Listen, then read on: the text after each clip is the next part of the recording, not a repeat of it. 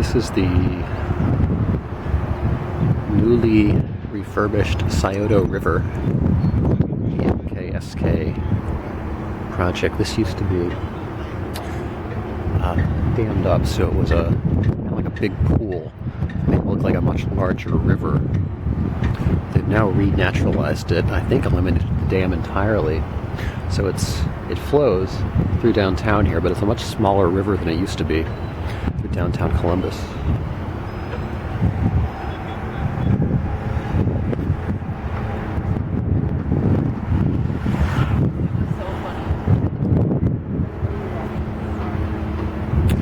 And of course the edges of the river are now much softer.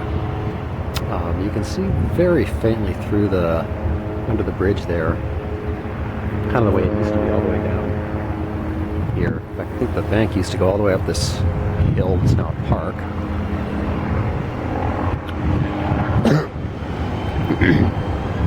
I'm not sure what they're building over there. Interesting looking project.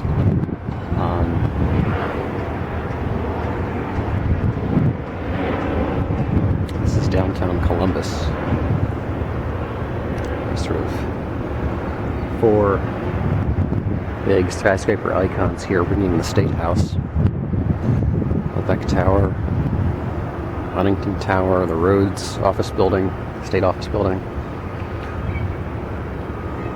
It's the Rhodes Building. It's actually the tallest building in the city. You have City Hall here in the foreground, and then there's a State Office Building there. Very sprawling downtown, because then it goes over here. I guess we can't quite see the Nationwide Insurance headquarters. It's sort of down that way. And all the way around here, it's over in the Arena District, built around the Nationwide Arena, which is where the Columbus Blue Jackets play. Very sprawling downtown. In terms of actual size, it's a little bit smaller than Cincinnati's or Cleveland's. But if they can ever fill in the missing pieces, it'll be a pretty cool place. It's the first time I've really been here over a lunch hour, and it's actually very active and vibrant today. Although it still feels very suburban, kind of, very wide streets, a lot of gaps between your taller buildings. A bit of surface parking remains.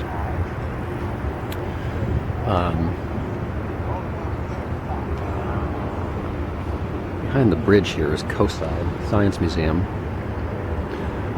Columbus has worked really hard. It's not a city blessed with great natural assets.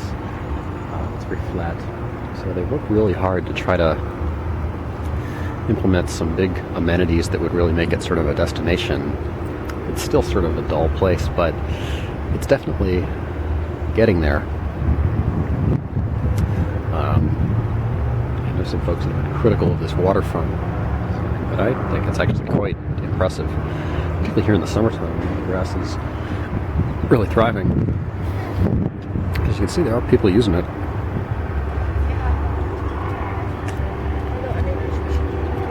Not a ton, but a few. And it kind of connects the Arena District back to downtown. They knocked out a bridge on the other side of this bridge right in front of us and built a new one further down. There used to be sort of a formalism, sort of Parisian to the Scioto Riverfront. Now it's much more organic, which is an intentional decision. I think it's definitely better. I do miss the wide, grand riverfront. Courthouse over there, another one of the taller buildings of downtown. But it doesn't have it has a few skyscrapers, but it's not the kind of thick, several deep, massive skyscrapers that you get even in some other Midwestern downtowns. It's pretty thin and lacy. It's really just this kind of front ring, and then a little bit curling back around the State House, which is sort of right in between all this stuff. And then if you go down that way, that's where the Short North is located, which is really the cultural heart of the city. A lot of young people moving into Columbus. It's definitely a lot of activity, a lot of construction. city in transformation, that's for sure. Really trying to enter the big time.